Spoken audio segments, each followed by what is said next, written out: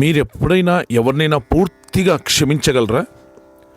కోపం, బాధ, ఈర్ష్య, ద్వేషం అస్సలు అంటుకోకుండా, ద్వేషం లేకుండా ఉండగలరా?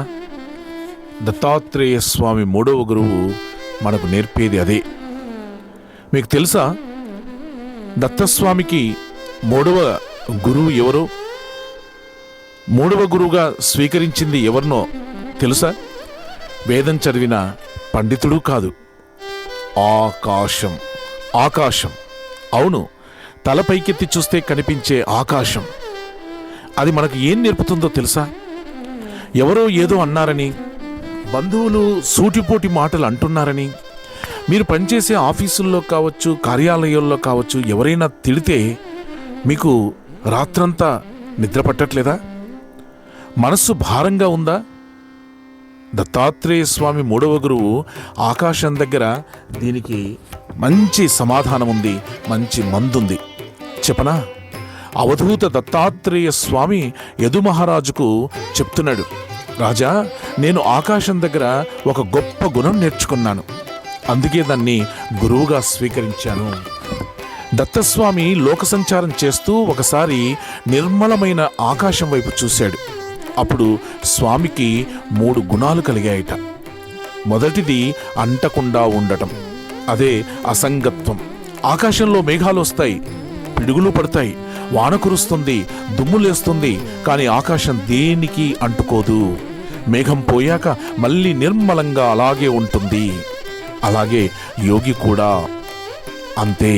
లోకంలో ఉంటూ, కుటుంబంలో ఉంటూ బాధలు, సుఖాలు, పొగడ్తలు, తెగడ్తలు అన్నీ అనుభవించాలి, కానీ మనస్సుకు తీసుకోకూడదు, మనస్సుకు అంటించుకోకూడదు. బురదలో తామరాకులాగా ఉండాలి. బురదలో ఉంటూ అది ఎలా ఉంటుందో అలాగే మనం కూడా ఉండాలి. మీకు బంధువులు పిలవలేదని, మీతో మాట్లాడటం లేదని, మిమ్మల్ని ఎవరో విమర్శిస్తున్నారని, అసలు మిమ్మల్ని ఎవరు కూడా నమ్మట్లేదని మీరెప్పుడు కూడా బాధపడవద్దండి. ఆకాశంలా ఉండండి. ఆ మాటే మనకు చెబుతున్నాడు ఇక్కడ. ఆకాశంలో మేఘం వచ్చిపోతూ ఉంటుంది, మీరు ఎప్పుడలా నిర్మలంగా ఉండండి. వాళ్ళ ఇష్టం అని వాళ్ళకు వదిలేయండి. రెండవది సమత్వం. అందరికీ చోటివ్వు. ఆకాశం ఎవ్వరినీ నువ్వు వద్దు అనదు. పక్షి ఎగిరినా సరే, విమానం వెళ్ళినా సరే, దుమ్ము లేచినా సరే, పొగ వచ్చినా సరే అందరికీ సమానంగా చోటిస్తుంది. పగ, ప్రతీకారం ఉండదు. అట్లాగే యోగికి శత్రువు, మిత్రుడు అనే తేడా ఉండకూడదు. నిన్ను తిట్టినవాడైనా, నిన్ను పొగిడినవాడైనా నీ మనసులో ఒకేలా అతనికి చోటు ఉండాలి, చోటు కల్పించాలి. అందరూ నా ఆత్మస్వరూపులే అని భావించాలి. ఆకాశం మనకు చెప్పేది ఒక్కటే, బాధపడకు, అంటుకోకు, అందరినీ క్షమించు.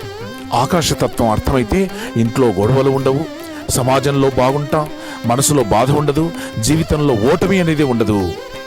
ఈ వీడియో మీకు నచ్చినట్లయితే కామెంట్లో జై గురుదత్త అని చేయండి, షేర్ చేయండి, లైక్ చేయండి.